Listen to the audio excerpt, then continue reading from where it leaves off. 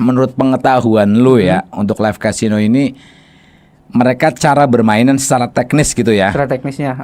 Itu gimana sepengetahuan lo? Jadi gini Bang, kalau live casino itu kan banyak jenisnya ya. Kayak ada roulette, terus bakarat, terus dadu, itu banyak lah. Nah, jadi kalau live casino itu dia bukan kita sebenarnya yang nyeting, maksudnya bukan agen lah, bukan bandar yang megang panel, tapi dia dari pusat tuh, dari pusat yang nyeting. Jadi pusat itu sudah menjamin si agennya ini tidak akan rugi. Jadi dia mempunyai contoh lah perbandingannya 70-30. 70% untuk agennya, 30% untuk si pemain. Nah, kalau di cara settingannya itu, yang saya ketahui Bang ya, itu di pusat itu biasanya mereka, jadi misalkan player ini main nih satu meja, misalkan meja ini ada berapa player, 3 player. Nah, 3 player ini kan ditangani sama satu cewek, misalnya itu biasa cewek tuh yang ininya. Itu bener live itunya, dia live. Cuman kan dia settingannya tetap kayak slot.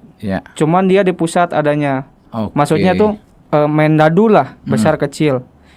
Dia bet misalkan dadu besar, angka besar keluar. Bandar megang kecil.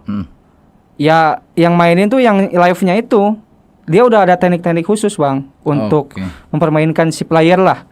Jadi sebelum dia duduk di situ, sebelum kerja lah, dia itu udah punya keahlian di bidang itu. Misalkan dadu, dadu dia udah tahu cara settingnya gimana. Misalkan untuk menjadi dadu besar, dadu kecil, bahkan itu kan ada alatnya tuh Bang. Dadu yang pakai remote itu ada tuh. Terus kayak roulette, itu kan mesinnya pun ada kayak semacam chip gitu loh ya. Entah chip atau ya settingannya lah, programnya mungkin ya, karena kan semakin canggih semakin sini Bang. Jadi si pegawainya itu udah di briefing sebelumnya Bang. Misalkan satu meja nih ada 5 orang yang main roulette nih. Ya nanti yang dimenangin yang angka dipegang bandar. Jadi kan misalkan kalau roulette itu ada angka, ada pilih warna, ada pilih besar kecil, biasanya tuh.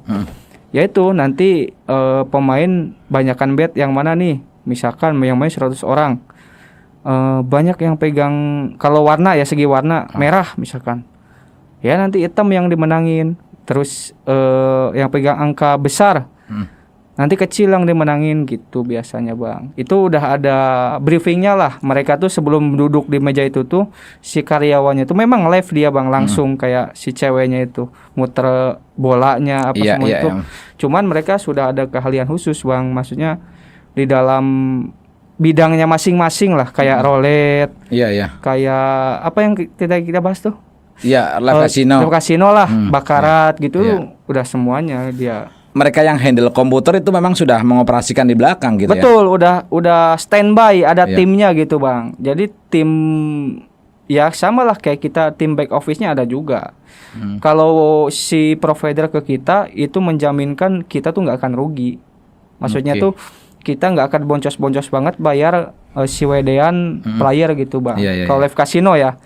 Mungkin yang masih main, khususnya yang di daerah-daerah Bang ya, mungkin dia kecanduan karena ya itu tadi Bang, si judi online ini dibuat untuk mata pencarian.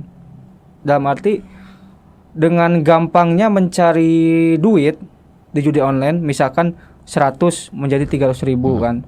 Ya mungkin dari situ. Karena minimnya pengetahuan mereka bahwa judi online tuh ya settingan yang kita tunjukkan kemarin tuh. Karena kan mungkin Bang Imam juga tahu lah historinya judi itu kan dulu sebenarnya dipakai untuk hiburan kan, bukan untuk cari duit. Nah seiring berkembangnya waktu di Indonesia pun masuk ke kalangan bawah, yaitu dengan gampangnya diiming-imingi dapat duit instan. Yaitu tadi Bang, jadi mereka tuh berpikirnya, wah ini duit bisa gampang nih cari nih, berkali-kali lipat katanya. Terus lagi kalau yang udah berhutang demi judi online, mungkin susahnya di situ Bang, mengikhlaskan duit yang udah keluar untuk di situ. Jadi nggak bisa lepas. Nah,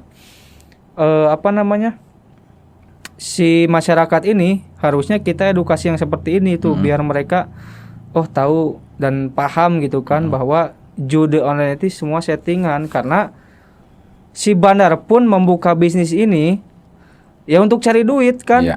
Contoh lah, bandar ini cari makan untuk bayar karyawan apa-apa kan dari kita, dari mana lagi kan Bang ya? Iya. Ngeluarin modal besar untuk membangun sebuah situs web kan, sewa server apa segala macam.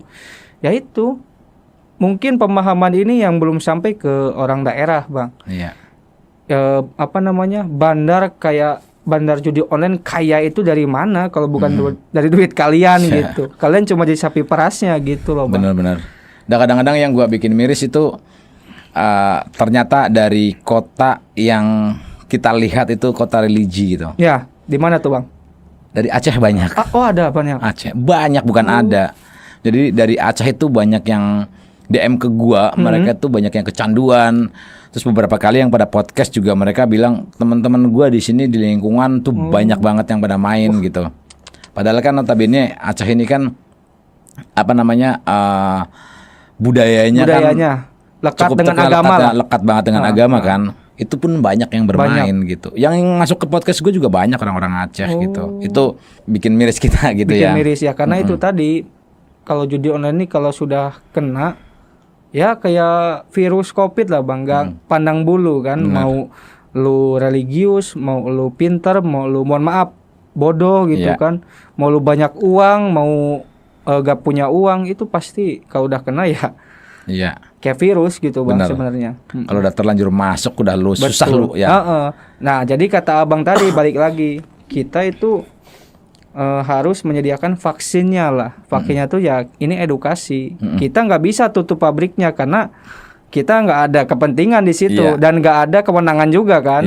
Yang kita hanya bisa lakukan ya membuat vaksinnya, obatnya untuk dan edukasi untuk ke masyarakat kan gitu Bang ya. Setuju. Itu sistemnya dia si bandar itu setor nomor Bang. Jadi contoh gini lah, saya punya situs A. Jadi misalkan pemain togel ini kompulir lah nomor-nomor ini kan, kompulir kan masuk ke web kita tuh. Nah kita kumpulkan, store lah ke bandar pusat nih, ke provider kita, ke pusat kita. Store nomor nih, habis store. Nah di situ si bandar pusat nih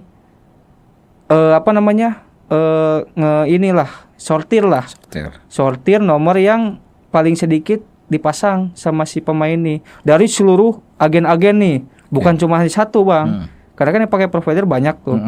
Sortir dan si banner pusat ini nyortir sekian banyak nomor, di-combine tuh kayak ada, kalau pemain tuh tahu ada 2D, 3D, 4D.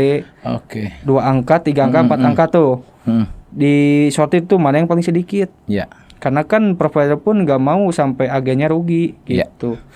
Nah habis itu di inilah sortirlah satu-satu angkanya. Dapat nih kombinasi 4 angka.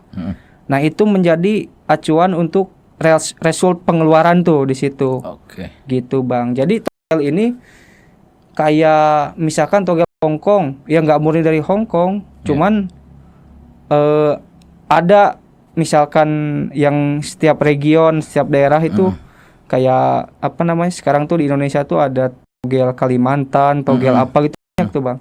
Tapi kalau kayak togel Hongkong, Singapura yang besar itu itu tetap dari pusat dia acuannya gitu Bang. Jadi kalau udah dapat 4 kombinasi angka itu ya udah itu untuk pengeluarannya. Maksudnya untuk yang dikeluarkannya lah gitu Bang. Jadi berarti kombinasi itu adalah mungkin dari mereka mencari nominal terkecil gitu ya. Betul Bang. Karena kan ya tahu sendiri lah, bandar kan nggak akan kalah Bang. Nggak mau rugi ya. Nggak mau rugi juga kan. Itu persis yang dikatakan ex bandar tuh, mantan bandar yang pernah podcast sama gue juga kayak gitu. Ada.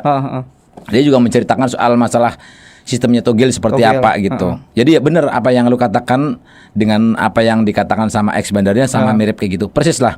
Jadi yaitu mereka mencari kombinasi angka yang nominal dipertaruhkannya itu kecil gitu.